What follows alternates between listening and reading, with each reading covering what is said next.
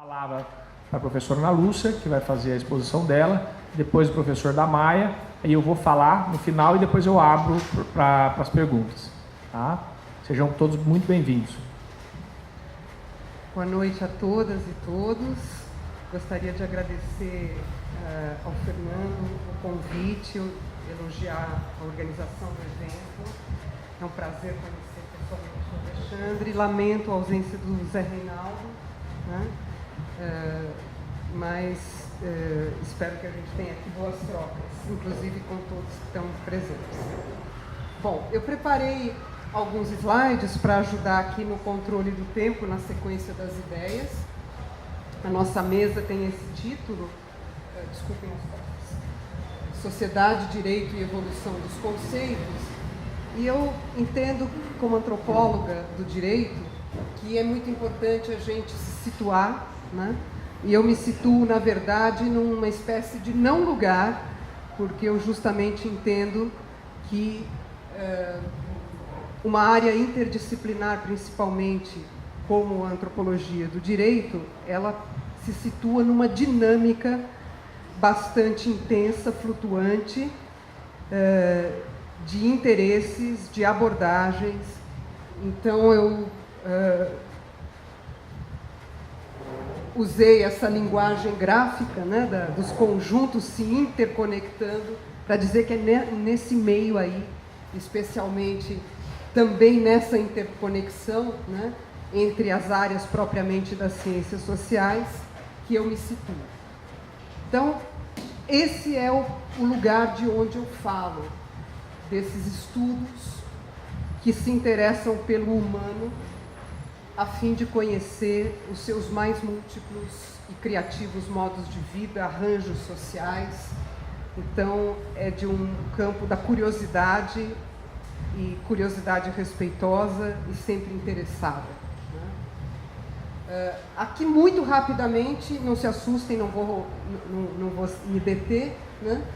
Só gostaria, para entrar na nossa mesa, lembrar que os conceitos, pelo menos no campo da antropologia, tiveram uma marca original lá no final do século XIX, por volta de 1870, 80, quando a antropologia, de fato, se formou como área acadêmica, retomando uma grande questão filosófica, que é, afinal, como definir humanidade, como um único conjunto, mas se é um só, por que tão díspare, com tantos subgrupos, né, com maneiras tão diversas de tratar do poder, da religião, do parentesco, da moradia, das vestimentas, da língua. E a resposta primeira que inaugura a antropologia, e que o direito muito absorveu, é a resposta justamente que tem a ver com o tema da mesa e com a ideia de evolução. A primeira resposta foi a da escola evolucionista britânica, que respondeu de maneira ousada que sim, a humanidade é uma só. Por que ousada? Lembrem-se que no Brasil ainda havia escravidão, né? E esta resposta dizia, sim, todos os negros, autóctones, todos são humanos, porque há uma psique comum. Mas, como explicar as diferenças? De novo a pergunta se coloca, né?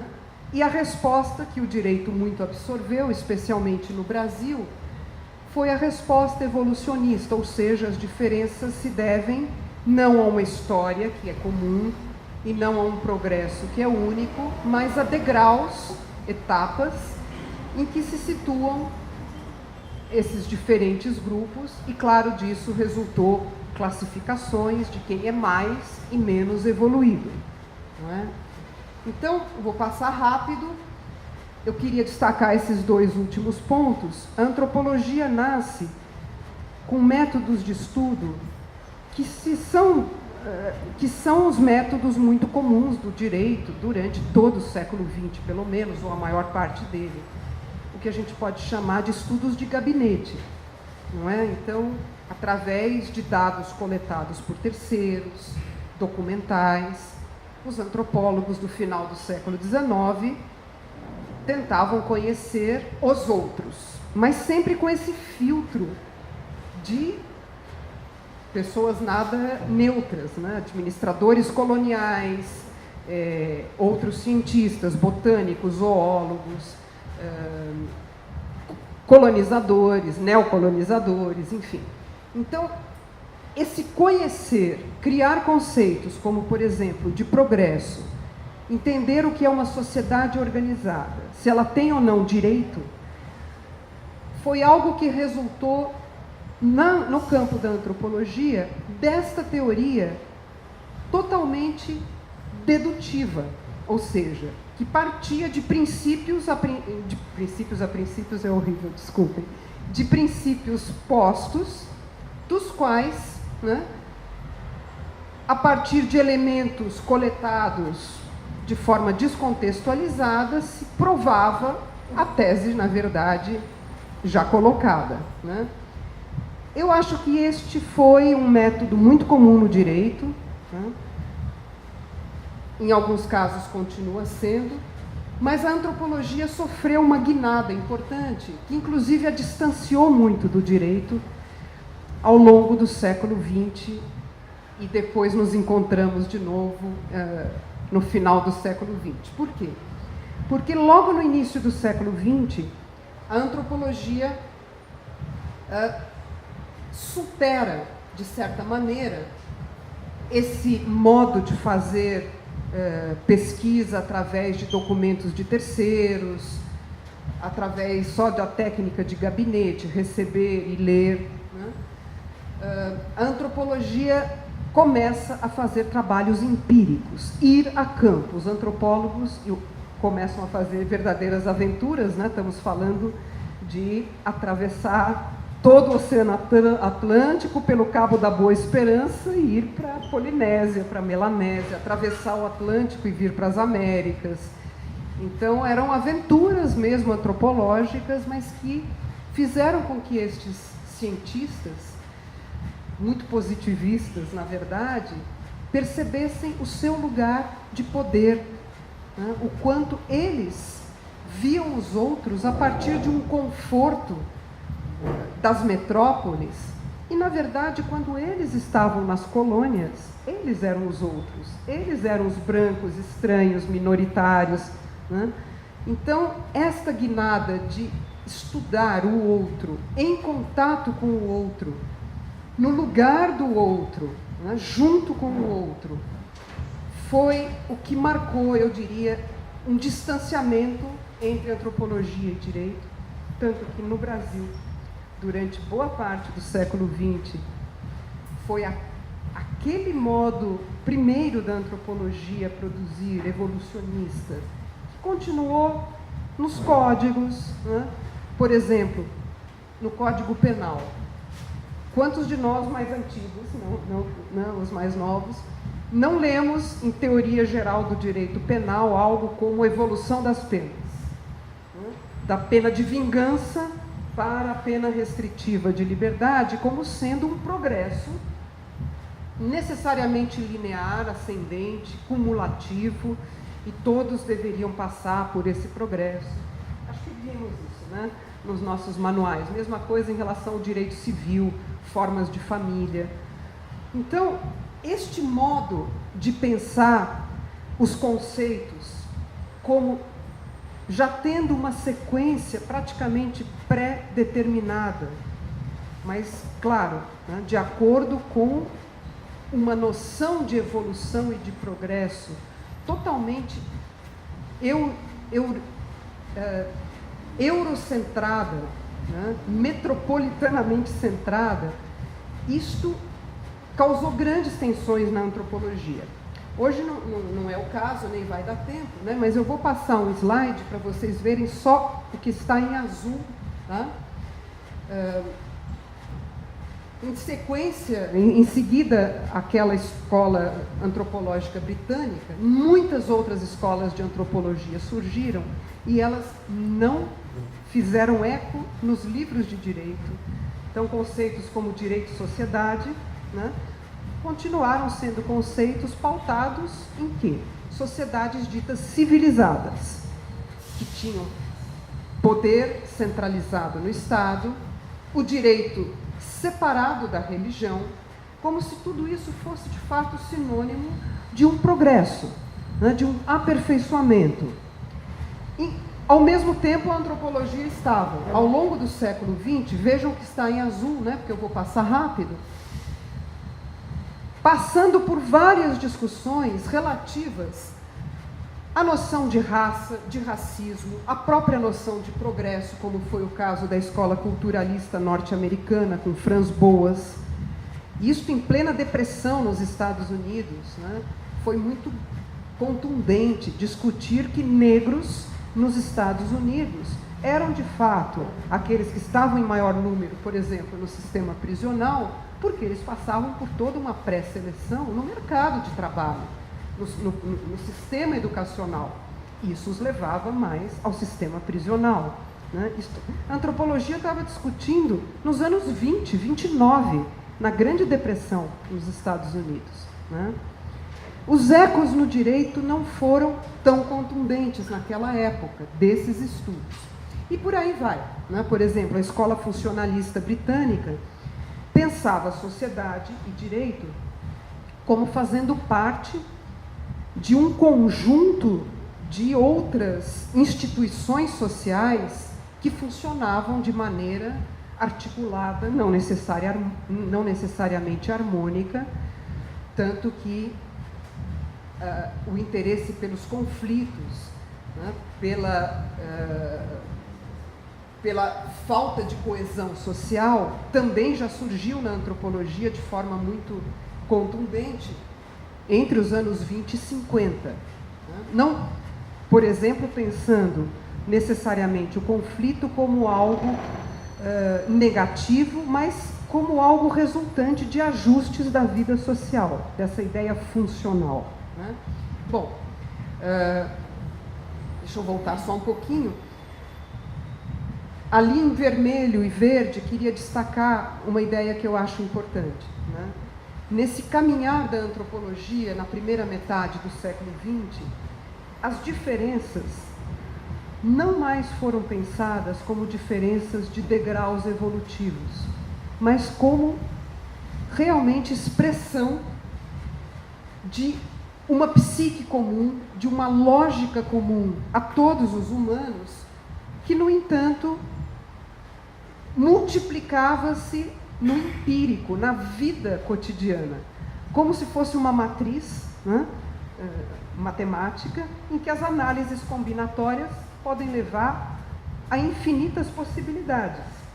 A matriz está ali, os elementos estão ali, mas as combinatórias podem ser muitas. Então, sociedade, direito, conceitos, né, da nossa mesa aqui, dentro das várias teorias antropológicas, estou fazendo muitas simplificações, evoluíram no sentido de não mais serem escalonados, mas sim vistos como possibilidades combinatórias. Então, várias sociedades se organizam de várias maneiras distintas. O direito, inclusive, não surge em algumas sociedades como uma instituição à parte, uma instituição definida, diferente da religião, diferente da magia. Isso não é um atraso, isto é um outro arranjo, né?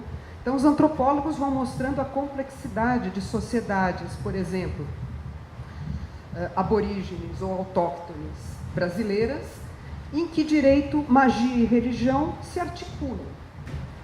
Não de forma simples, pelo contrário, de maneira extremamente complexa, em que os xamãs, os feiticeiros, exercem um poder bastante denso do ponto de vista, né, da sua articulação com a economia, com a política, com o parentesco.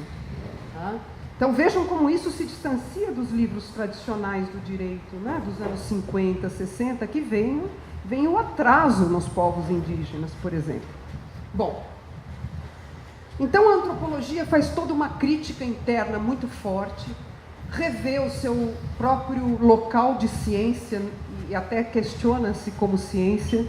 A antropologia, nos anos 70, 80, se aproxima demais da semiótica, da linguística, da psicanálise, da filosofia, e se coloca nesse lugar mais interpretativo, que, portanto, ao invés de talvez poder fazer grandes teorias, e descobrir grandes tendências pode fornecer muitas interpretações, né, concorrentes, complementares, e assim surge a antropologia pós-moderna ou crítica, da qual eu, por exemplo, né, sou herdeira, me formei nos anos 80 lendo esses autores já pós-modernos, que veem a antropologia como uma forma também de fazer política.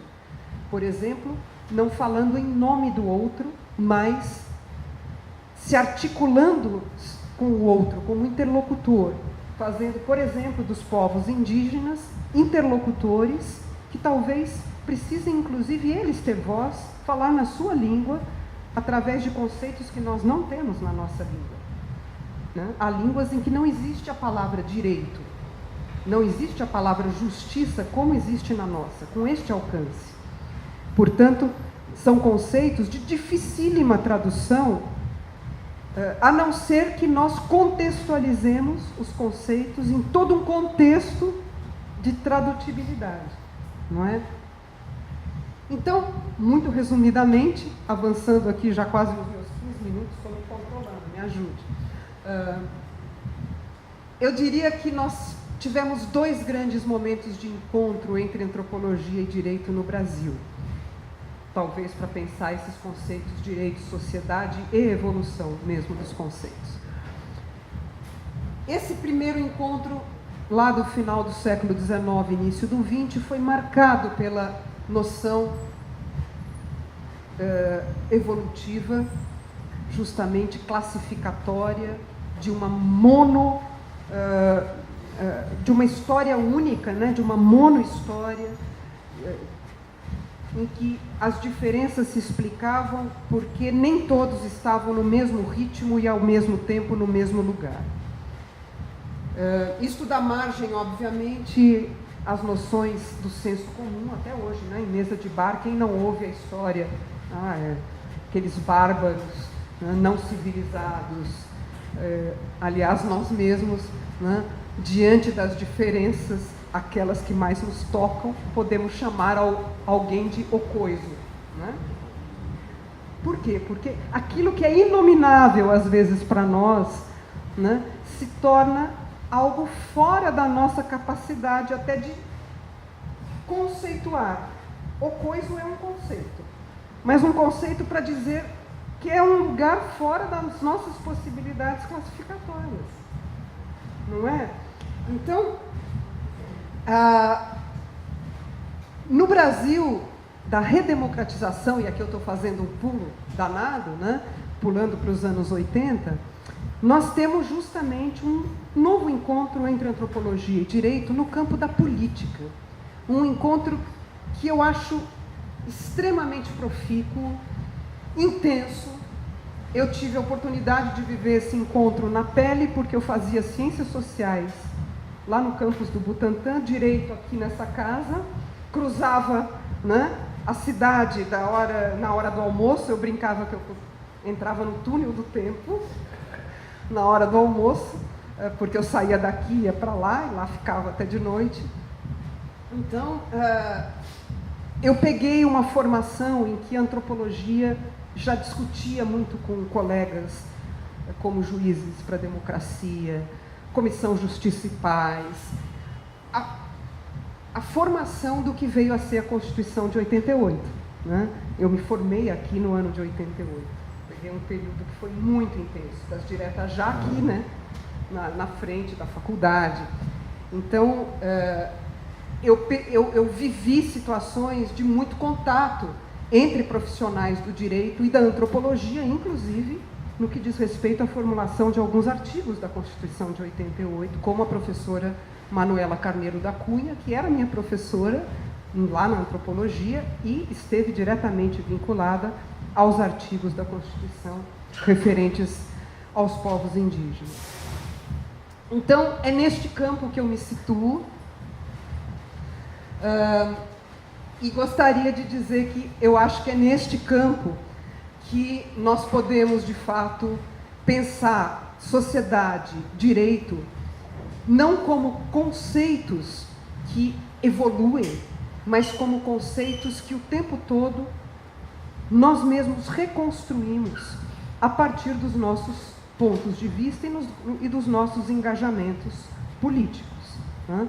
Porque eu acho que um pressuposto, pelo menos, da antropologia crítica pós-moderna é este, que não há uma voz neutra, né? Uma ciência neutra, um ponto de vista privilegiado, livre de influências. Então, estes estudos do direito, né, que compreendem discursos orais, escritos, práticas, conflitos, manifestações, e tentam entender o que é essa produção cotidiana do direito, da compreensão do que é direito e da sociedade, esse é o campo em que eu trabalho.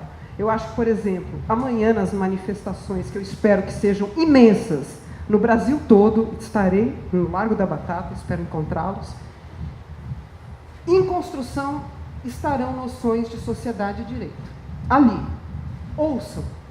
Assim como em construção estão conceitos de sociedade e direito na fala daqueles, né, que estão se opondo ao Estado democrático.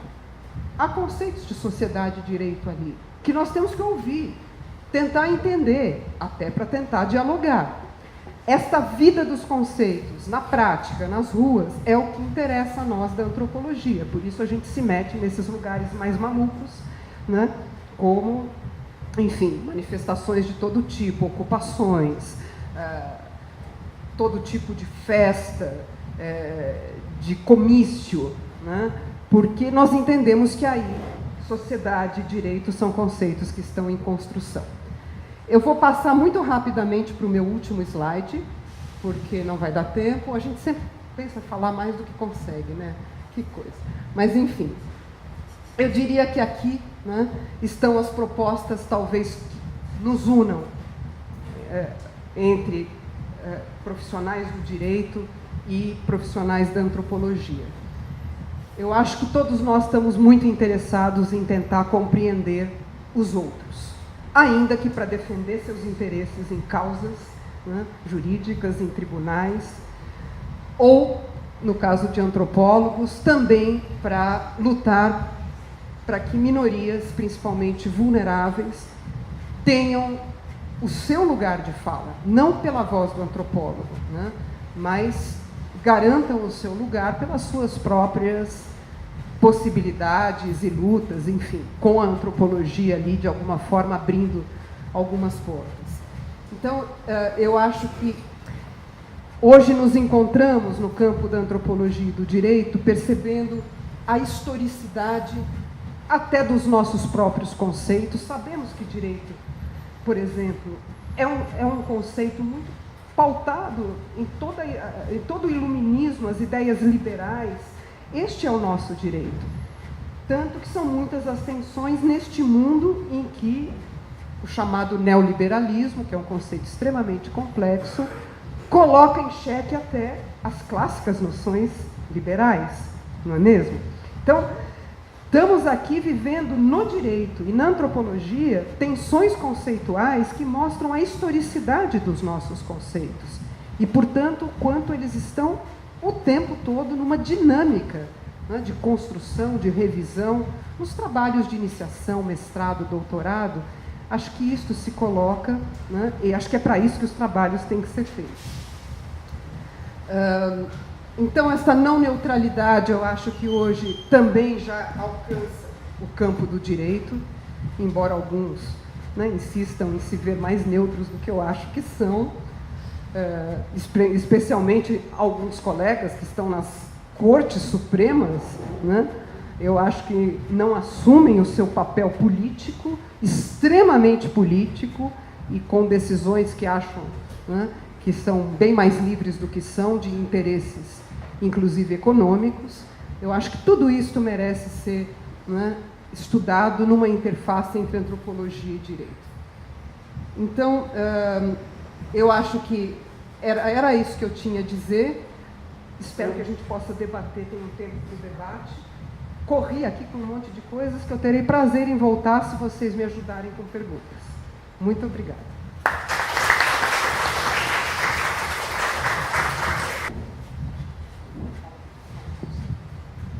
Boa noite a todas e a todos. É um prazer imenso estar aqui na Faculdade de Direito da Universidade de São Paulo, mais uma vez. Muito obrigado ao professor Fernando Richter pelo convite. Lamento também a ausência do professor José Reinaldo. Foi um prazer imenso ouvir a professora Ana Lúcia Pastore. Acho que temos muita coisa em comum no que vamos discutir. E a minha proposta hoje aqui, gente, é, pegando um pouco o gancho do que foi falado pela professora Ana Lúcia, sobretudo no final da sua ponência, discutir alguns aspectos da historicidade dos conceitos, mais especificamente a partir de alguns alertas metodológicos que a gente pretende lançar aqui sobre como fazer essas aproximações, né? Constantemente se fala da importância e do relevo dos debates históricos no direito, mas muitas vezes não há um cuidado metodológico no tratamento dessas relações, né? O professor Luciano Oliveira tem um texto maravilhoso chamado Não Fale no Código de Hammurabi, que mostra muito bem essa questão. Um dos exemplos que ele nos lança é exatamente isso, né? O histórico do mandato de segurança, histórico da ação X ou da ação Y, né? Como se todo o trabalho envolvesse um histórico, mas esse histórico não se relaciona de maneira alguma com o núcleo do trabalho que está sendo desenvolvido, né? E isso é um dos problemas que a gente vai tentar aqui discutir, né? Então, gente, falar de sociedade, direito, evolução dos conceitos envolve uma pergunta sobre como a gente pode compreender essa relação. E, claro, não há respostas unívocas para esse problema, né? Além disso, essa compreensão evolutiva envolve também as relações entre memória e história. Há, pois, uma temporalidade, tanto na percepção da evolução, quanto na própria subjetividade. Vou voltar a isso mais na frente, para fechar a minha fala. Frente a isso, eu lanço aqui para a gente uma pergunta guia.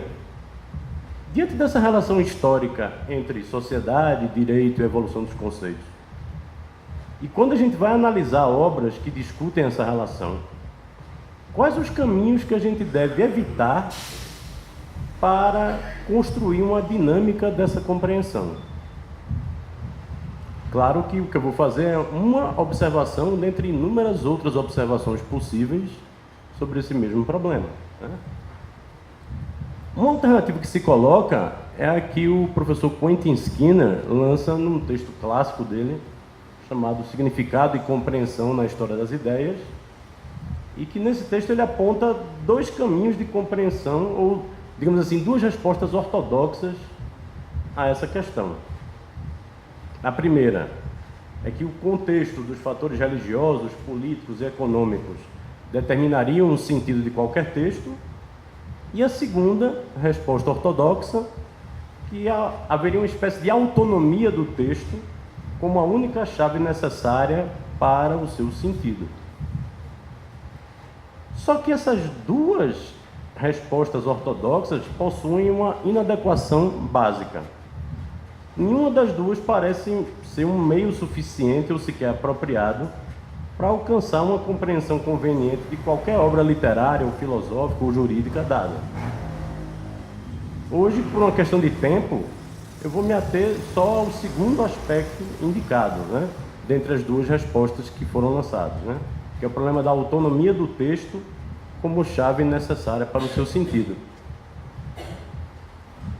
Então, entender o texto como objeto autossuficiente de pesquisa e compreensão, né, busca identificar nos textos elementos atemporais, entre aspas, né, sob forma de ideias universais, inclusive uma espécie de sabedoria do tempo que estaria ligada a esses elementos atemporais, com aplicação com pretensões de universalidade.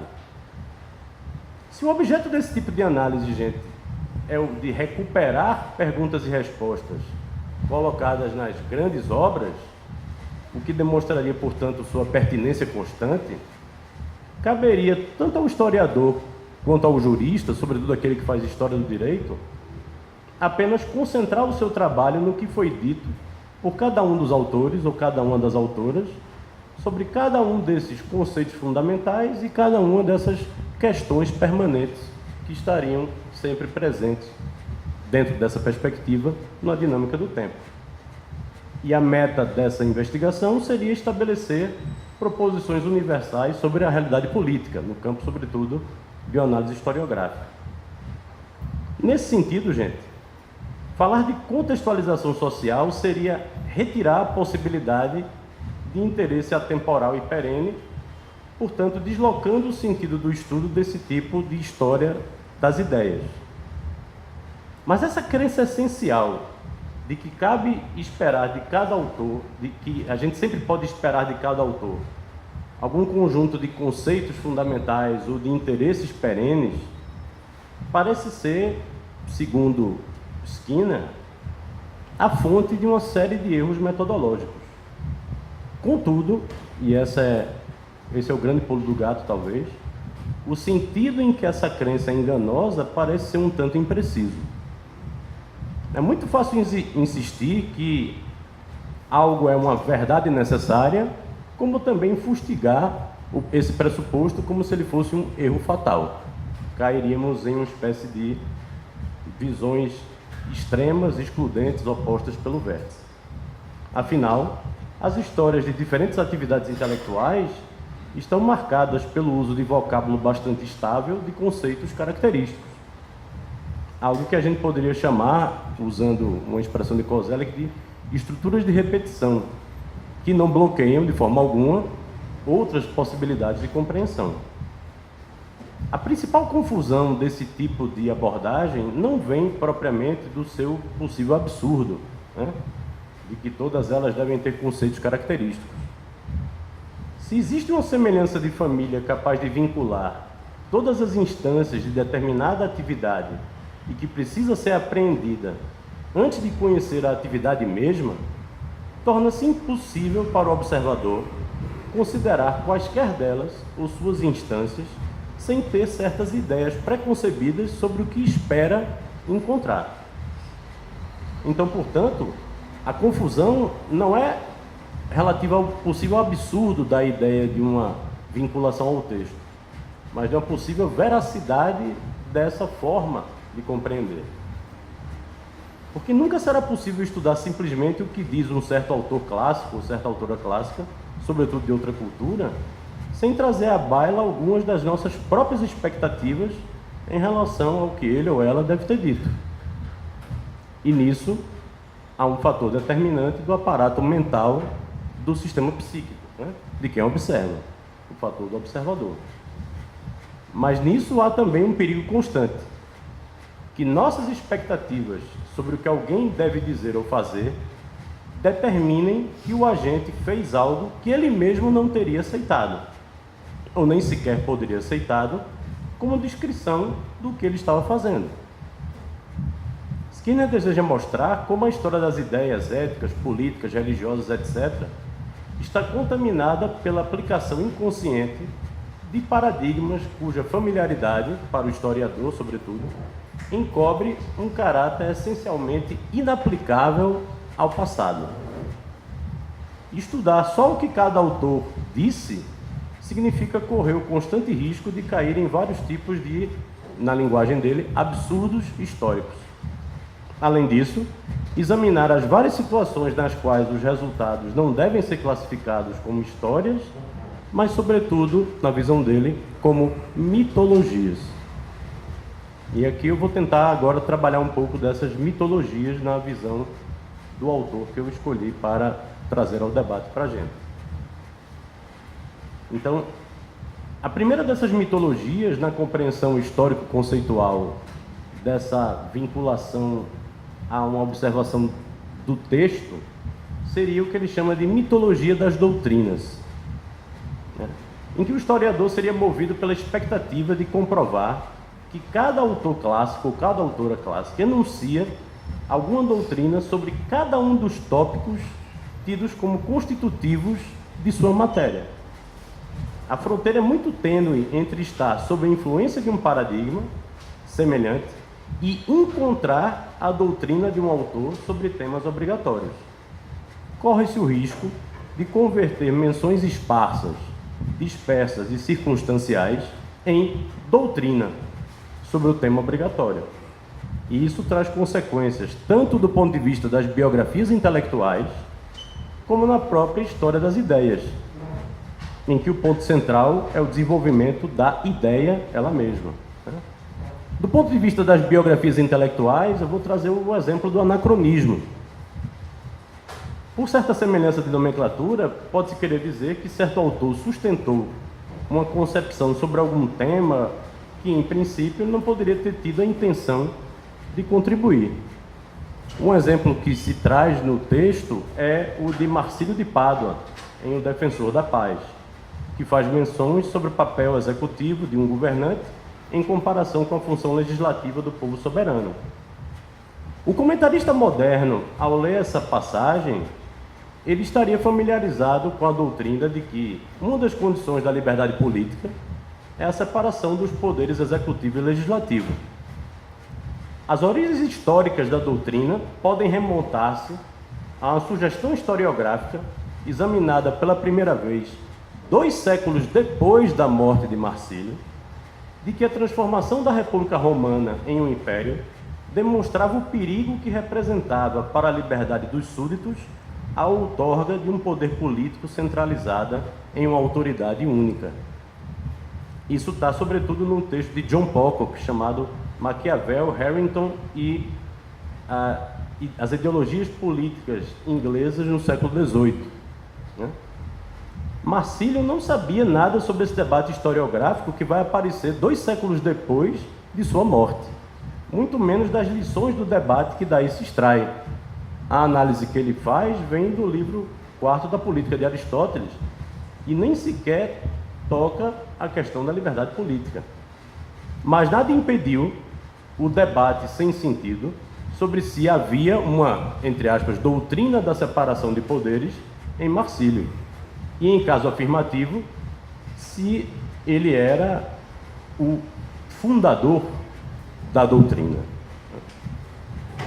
Isso é um exemplo típico do que ele chama de mitologia das doutrinas. Já a chamada mitologia da coerência envolve querer encontrar nos autores e autoras um fio condutor na mensagem do autor agente, dando a impressão de ver na obra uma espécie de modelo fechado, que talvez esse autor e essa autora nem tenham alcançado ou não tenha pretendido alcançar. Exemplo: se em princípio se supõe que o desafio da interpretação do pensamento de Rousseau deve ficar centrado no descobrimento de sua ideia mais fundamental, o fato de que ao longo de várias décadas ele tenha se dedicado a diversos e muito diferentes campos de pesquisa, logo deixará de parecer algo relevante para o debate. Se você vai buscar sempre uma ideia mais fundamental de um pensamento, todas as diferenças em relação a essa ideia, você corre o risco de deixar de lado. Isso pode ser um problema do ponto de vista histórico, né? Com isso, a ânsia de extrair uma coerência da obra de um autor ou de uma autora pode ser, para quem assim o deseja, pode ser muito apropriado descartar as intenções que ele mesmo ou ela mesma queriam sedimentar e que elas mesmas, essas pessoas, autores e autoras, podem ter expressado expressamente em relação ao seu próprio trabalho. E isso inclui a própria atitude de você, quando faz a análise, desprezar obras inteiras que prejudiquem a coerência do sistema, já que você quer ver uma espécie de todo orgânico naquela sua observação.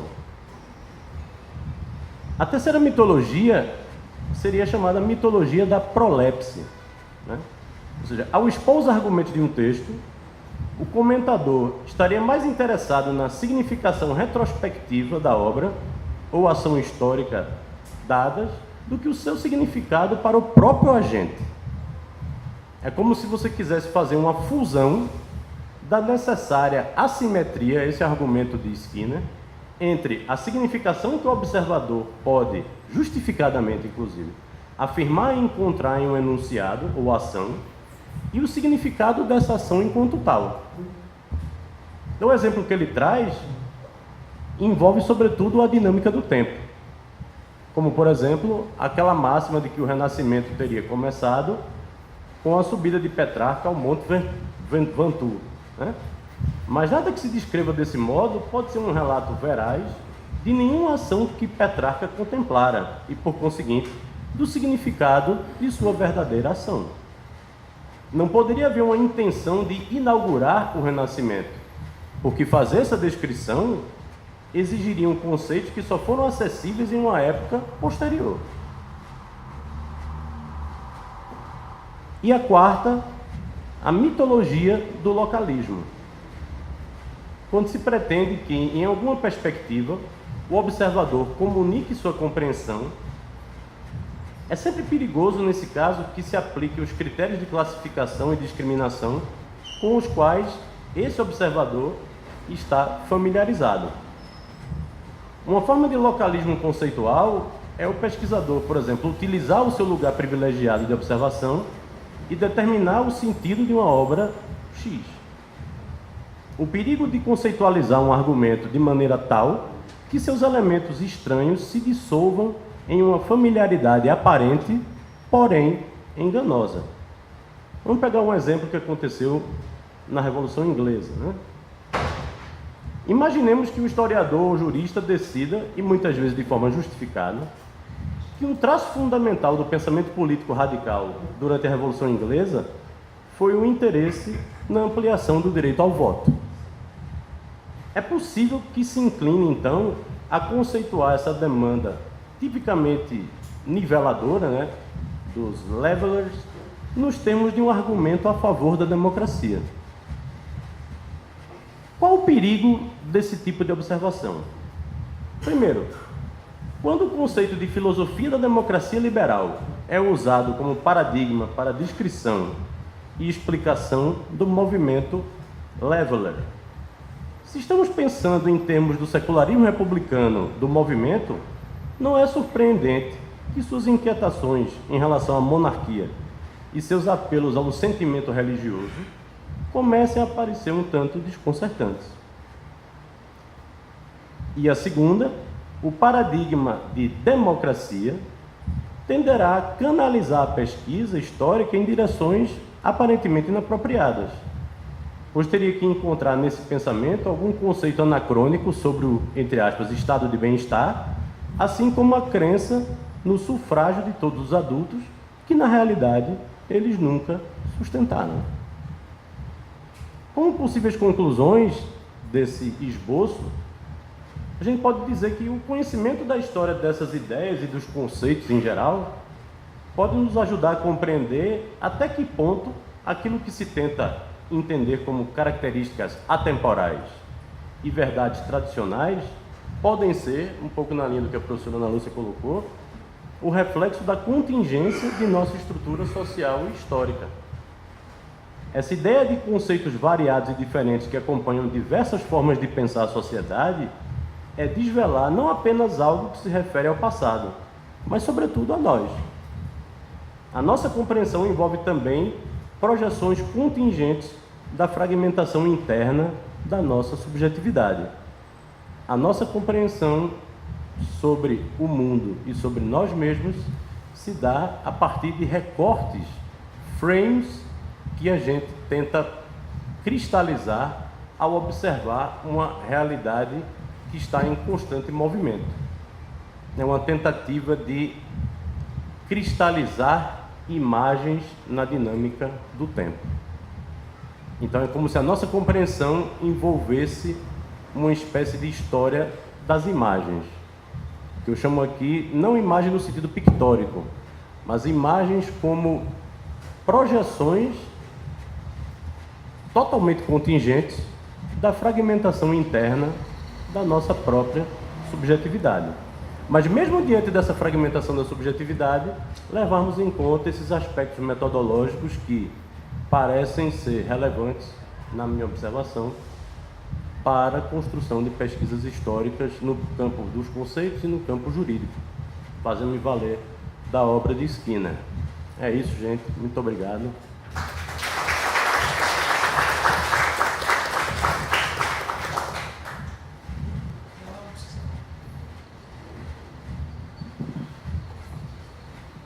Pessoal,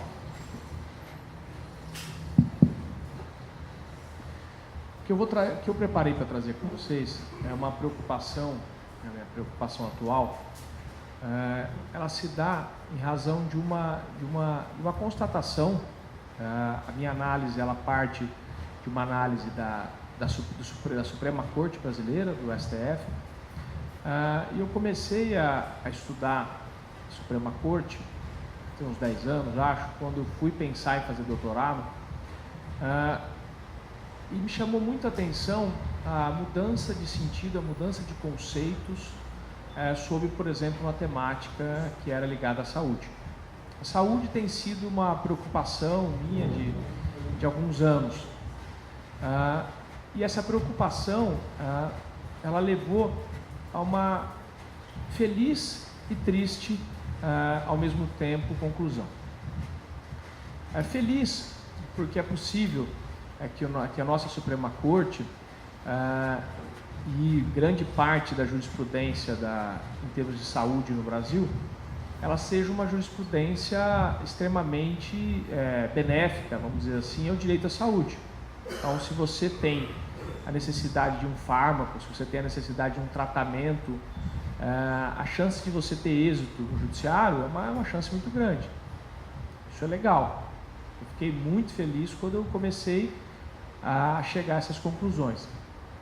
Porém, eu comecei a perceber que a quantidade de ações e quantidade de demandas que o Estado, e eu estou me referindo aqui à União, aos Estados Federados e os municípios, tem recebido, e os valores têm pulado de uma forma muito grande. Ou seja, se a gente pensar que nós temos órgãos públicos que gastam R$1 bilhão por ano para atender ordens judiciais, em valores, por exemplo, da Procuradoria-Geral da República. Mas não é a ideia minha, não é aqui tratar da saúde. A minha ideia é entender como é que, de repente, nós tínhamos uma corte, como é que nós tínhamos uma Suprema Corte totalmente liberal em alguns aspectos, totalmente ou neoliberal, né, no sentido mais apropriado, e de repente você tem uma mudança de sentido nas decisões da Corte, que começaram a fazer uma reviravolta, né, a reviravolta em todo o Brasil, no sentido de um deferimento de saúde, de remédios, e eu não estou me referindo, gente, a valores pequenos, eu estou falando a grandes tratamentos, a grandes vultos. E a ideia minha aqui é apresentar para vocês, nesses 15 minutos, como eu acho que isso se ocorreu. Dessa forma, eu pensei no seguinte problema: a mudança de sentido da jurisprudência do STF em direito à saúde representaria um processo de evolução conceitual, ou poder-se-ia falar numa influência econômica como vinculante ao poder público? O que eu estou me referindo aqui? Será que é tão puro assim? Será que há uma tendência tão forte ao deferimento de remédios e fármacos? Será que a questão é tão conceitual? Ou será que tem interesses econômicos muito fortes por trás disso?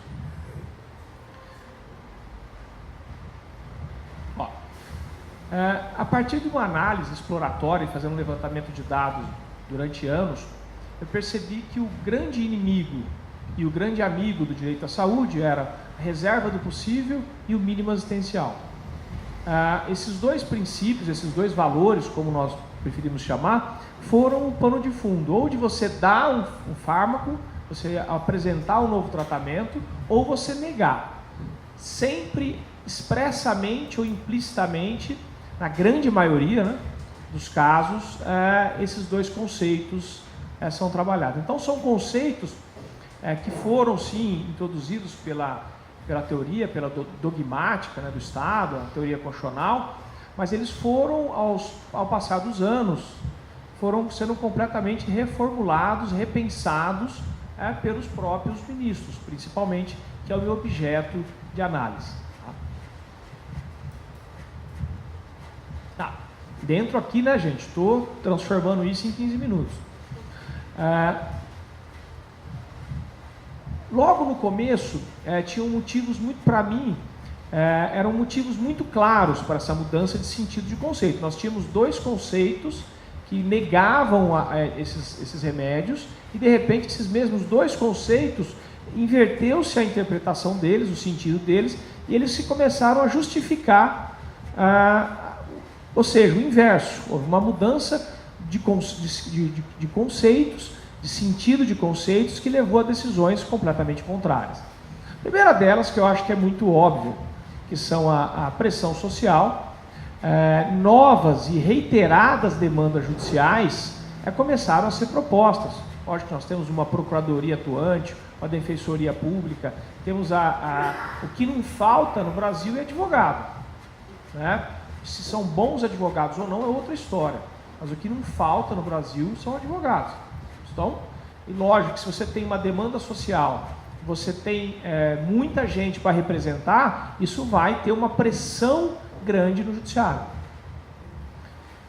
Mas também há quase que um senso comum, isso você raramente você lê, existem, claro, mas na grande maioria você vê, seja em matéria jornalística, seja um estudo, mas sobretudo no senso comum, na conversa, principalmente das pessoas mais simples, que a saúde no Brasil não funciona. Tá? Um exemplo corriqueiro, há um mês atrás, a Fran, que é colaboradora em casa, ela precisou levar a filha no médico, ela foi num posto de saúde mais próximo da casa dela, e para fazer um exame, deram lá uma lista de 6 meses para ela voltar. Então, ou seja, se você precisa fazer um exame e te marcam daqui 6 meses, vamos rezar para não ser nada grave, né? Porque se for grave, você vai morrer. Tá? Então, ou seja, há um senso comum, isso está entre nós, de que a saúde é algo frágil no Brasil. Então, ou seja, não há uma legitimidade desse sistema público de saúde. E a outra coisa é a descrença no poder político. Ou seja, entre nós é muito difundida a ideia, e eu não estou defendendo e falando que isso é errado, mas há uma difusão muito grande que o poder político entre nós não funciona. Ou seja, isso vai gerar o quê? Vai gerar a ideia de um descrédito do poder político. Muito em razão de denúncias, sim, de corrupção, denúncias para todos os gostos, todos os partidos. Raramente você vê durante o ano uma edição de um jornal que não tenha nenhuma denúncia ou alguma acusação ou algo sobre algum. Então, isso é algo que também desmoraliza o nosso poder político. E fica muito claro, aí ligado uma coisa na outra, uma incapacidade de gestão. Ou seja, parece que essa descrença sobre o poder político vai gerar uma ideia de que o poder político é incapaz de gerir a saúde pública. Tá? E que, particularmente, eu concordo. Não estou fazendo uma crítica a isso, não. Mas isso eu acho que foram os fundamentos claros para essa inversão de valores, tá? De conceitos. O que não é tão claro? O que eu demorei um pouquinho para me chamar a atenção? Num seminário na cidade de Fermo, na Itália, eu debatendo justamente, apresentando uma pesquisa um pouco diferente da que eu estou fazendo agora, sobre a saúde, para uns professores da Inglaterra, especializados em saúde. Aí eu apresentei os sentidos das decisões do Supremo, o que eles davam. No debate foi indo à frente. Sei que uma das debatedoras me disse a seguinte frase: eu não conheço um tribunal que dê tanta coisa como o seu Supremo. Que maravilha! Em direito à saúde. E isso me chamou muita atenção. Eu não estava esperando aquela frase. Eu falei, nossa, mas será que nós somos tão bonzinhos assim? O que está acontecendo? O que há? Aí, surgiram algumas coisas que aparentemente não estavam tão claras. Por exemplo, a corte, e eu acho que isso pode ser levado para o judiciário de modo geral, por nós não termos uma formação interdisciplinar, essencialmente a nossa formação é dogmática, tá? Tem muita dificuldade em lidar com especializações ou expertises que ele não tem ideia nenhuma. Ou seja, o juiz, quando ele se depara com palavras sobre medicina, sobre de receitas médicas, usando nomenclaturas técnicas, ele tende a muito mais a concordar com aquilo que vem do que propriamente de procurar ajuda com alguém que é especializado na área. Ou seja, aqui na prefeitura eu estava participando num debate, num evento coordenado pela professora Maria Garcia, e eu expus, havia dois desembargadores comigo, completamente contrários àquilo que eu pensava, e obviamente que eu fui rechaçado, detonado, né? Até pelo argumento de autoridade. Mas aí um médico que estava lá na mesa, era um debate para advogados, médicos e muitos políticos, muitos membros da Secretaria de Saúde Pública, levantou e falou assim: eu gostaria de fazer uma pergunta, e apontou para o meu colega de mesa. Todos os dias que eu acordo, eu vou para a minha Secretaria de Saúde, na minha cidadezinha aqui, meu micro-ônibus está aqui me trazendo, eu sou obrigado a começar o meu dia tendo que falar com o procurador do município para saber onde eu vou tirar de recurso para atender a ordem judicial da vez, sob pena do prefeito ser preso, ou secretário de saúde. Então eu sou obrigado, até por uma função, a todo dia ter uma reunião com um procurador do município. Eu gostaria de fazer essa pergunta: por que vocês que julgam isso não são obrigados a ter um médico ou um corpo de médicos que vai discutir especialidades e remédios com vocês? Por quê? Porque ontem, ele continuou falando, eu fui obrigado a pagar para um laboratório norte-americano um valor do mesmo remédio que eu ofereço na minha prefeitura, só que 30 vezes mais. Só que era um remédio que não havia reconhecimento das agências brasileiras, um remédio que não havia um reconhecimento do poder público, só que ele aparece como uma novidade, mas não há uma comprovação científica. O cidadão foi até o médico disse para ele que era muito melhor outro remédio, e obviamente ele foi um advogado, e esse advogado ingressou, e o município está sendo obrigado a oferecer algo que, segundo ele, eu não tenho conhecimento para isso, é a mesma coisa que a prefeitura oferece, com um valor de 30 vezes menor, que o laboratório é outro. Então, a primeira coisa, a expertise é algo que nós não estamos preparados para ligar, essa especialidade, mas também não estamos preparados para dialogar a respeito disso. Uma outra coisa que me chamou muita atenção: há uma organização muito forte de instituições, associações privadas em torno disso. Ou seja, tem uma associação tal que ela contrata determinados profissionais, advogados, escritórios, para fazer ações em massa, ou mesmo a mesma banca de escritório, por coincidência, então está sendo gravado por coincidência, acabam pedindo para os clientes os mesmos remédios, aquele mesmo laboratório, ou seja, parece que é muito estranho que todo mundo que vai naquele escritório, naquela associação, está sendo influenciado ou está sendo convidado a usar os mesmos laboratórios. Estranho. Tá? Então, ali, instituições, associações e normas que vinculam. O Brasil tem uma agência que cuida da regulamentação do que pode ser vendido ou não no Brasil. Se essa agência é ruim, é boa, ela precisa ser mudada, claro, tem meios para isso, tem formas para isso. Agora, eu simplesmente desqualifico completamente essa agência, Sobre a justificativa, muitas vezes, tem lá 100 médicos que trabalham para esse serviço para a agência. E um vem e dá um atestado falando que esse remédio é mais útil, tem mais força do que o outro que está sendo oferecido, por exemplo, de forma gratuita ou por um valor muito menor. Tá? Ou seja, a gente está tendo normas que aparentemente não eram estatais, elas começam a aparecer com mais força do que as próprias normas estatais. Só que elas aparecem com mais força porque elas são assumidas pelo judiciário como normas corretas, como normas justas.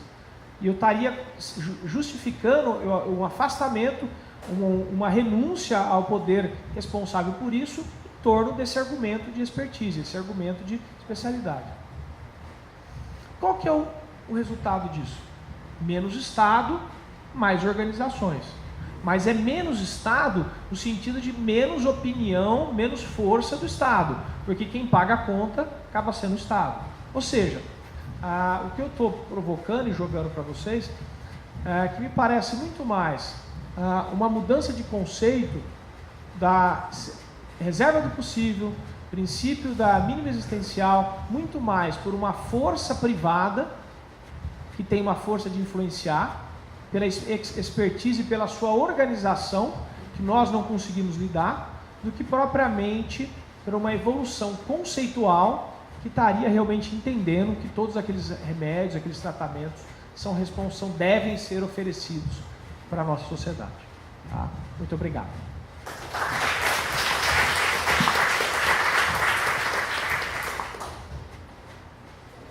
Quanto tempo temos? Pessoal, nós temos por aqui 14 minutos, 13 minutos. Eu preciso realmente acabar no horário que a gente tem o encerramento. Vocês estão super convidados, intimados para participar. Querem fazer perguntas?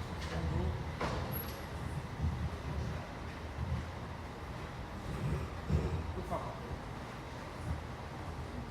Era bom o microfone, né? Porque eles estão gravando.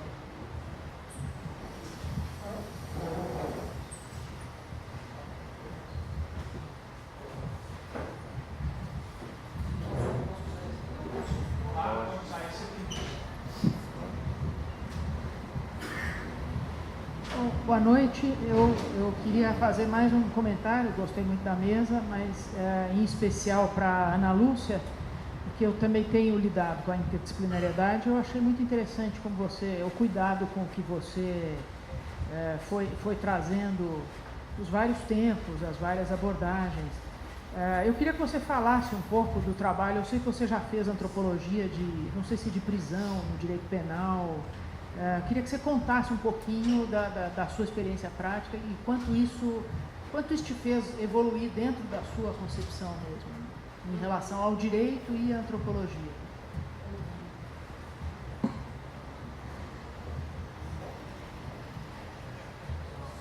Alguém quer aproveitar e fazer já uma rodada?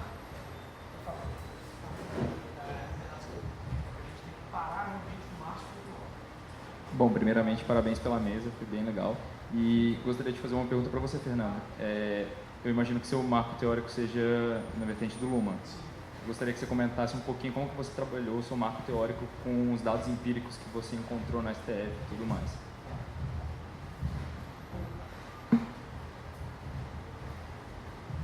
Mais alguém?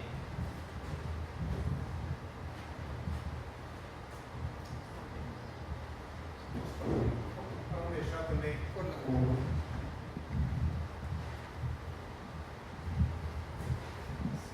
Boa noite, parabéns pela mesa. E para não ficar desequilibrado as intervenções, são uma intervenção direcionada à professora Ana Lúcia, ao Fernando.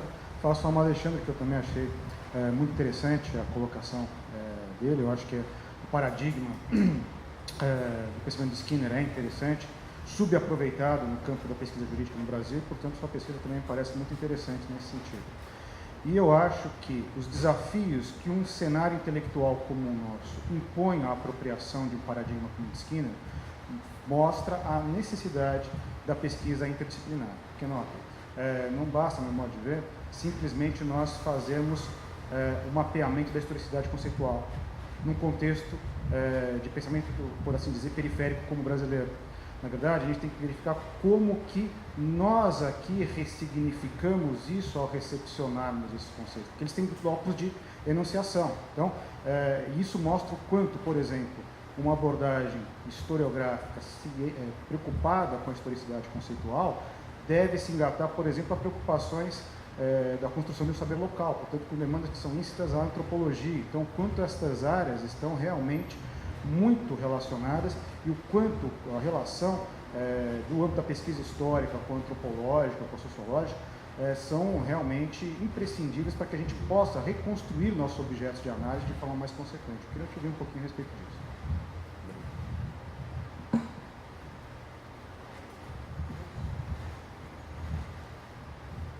Obrigada, Paula, pela pergunta. Veja se eu entendi bem, né? Quando você pergunta como as pesquisas que eu já tive a oportunidade de realizar na área do direito penal me impactaram do ponto de vista conceitual, acho que foi isso, né?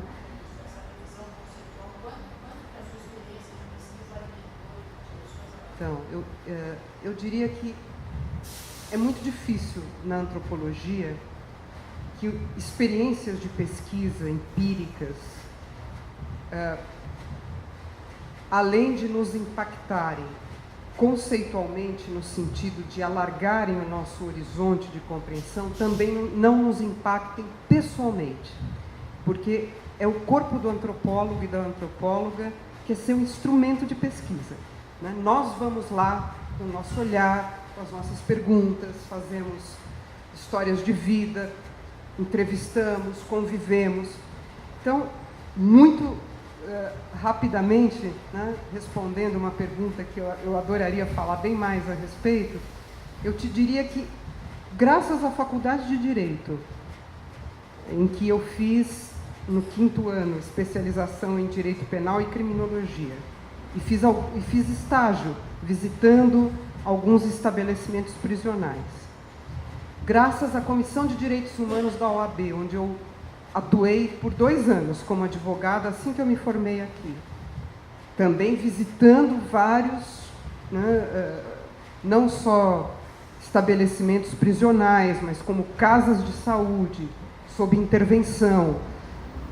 E graças à antropologia que me fazia ver aquilo, não só com, digamos, né, o olhar de uma advogada indignada com a violação dos direitos, mas também tentando compreender que sentidos aquilo produzia para os profissionais da saúde. Estou pensando aqui na Casa de Saúde Anchieta, que foi um caso que a gente acompanhou em 1990.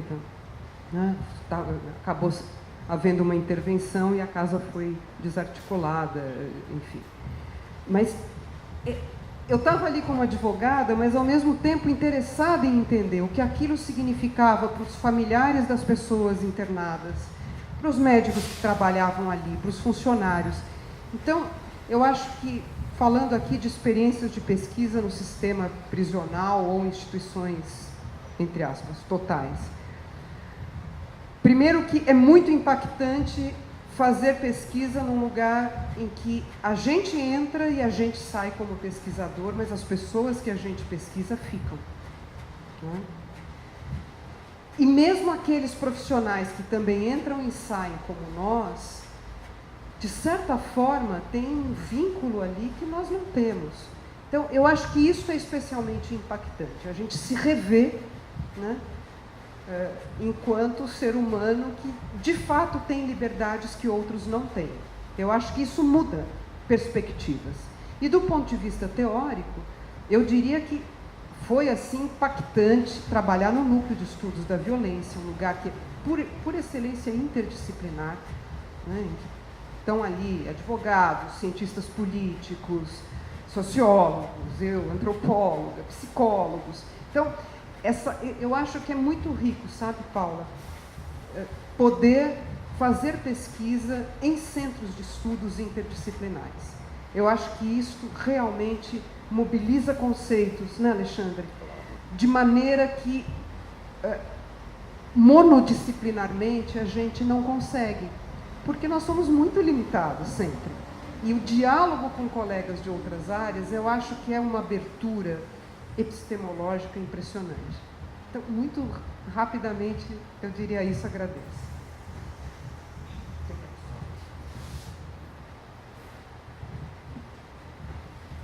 O Hector, acho que não é uma pergunta tão fácil, né? Eu acho que precisava... Primeira coisa, eu acho que a análise, você escolher um objeto como as decisões judiciais ou algo ligado ao seu país, ao ambiente social que você vai estudar, ele acaba também tentando reduzir o objeto da sua análise, te aproximando de uma realidade que não é a realidade do autor. Então, eu estou te respondendo assim, primeiro, é a coisa inversa. Eu acho que as decisões, primeiro, foram formas de me aproximar de uma realidade nacional. A primeira coisa. Segundo, você tem que tomar cuidado com os conceitos que você se apropria. E ver se esses conceitos que você se apropria tem realmente algo a ver, tem uma relação com o material que você está olhando. Por exemplo, complexidade social, ou seja, muitas escolhas possíveis, contingência, variedade de escolhas possíveis, tribunal como centro decisório. Ou seja, são ideias que primeiro você precisa entender e precisa perceber se elas são ou não apropriáveis para a realidade que você vai estudar. Tá? Mas tem uma outra coisa. Conceito de evolução, que eu poderia ter feito uma fala, eu fiquei bastante em dúvida, até conversando antes com o da Maia, o que ele ia falar, eu fiquei em dúvida se eu tratava de uma parte mais teórica, por exemplo, o conceito de evolução em Luhmann, ou se eu dou um exemplo mais prático. Tá? Cada vez que você trata do conceito de evolução em Luhmann, você entende que a evolução às vezes não é uma coisa boa. Ele parte da ideia de que a evolução é uma mudança, pode não ser boa. E que existe uma pressão social muito grande, algo que está sempre comunicando, está sempre irritando e está aumentando o nível de complexidade e contingência. Então, acho que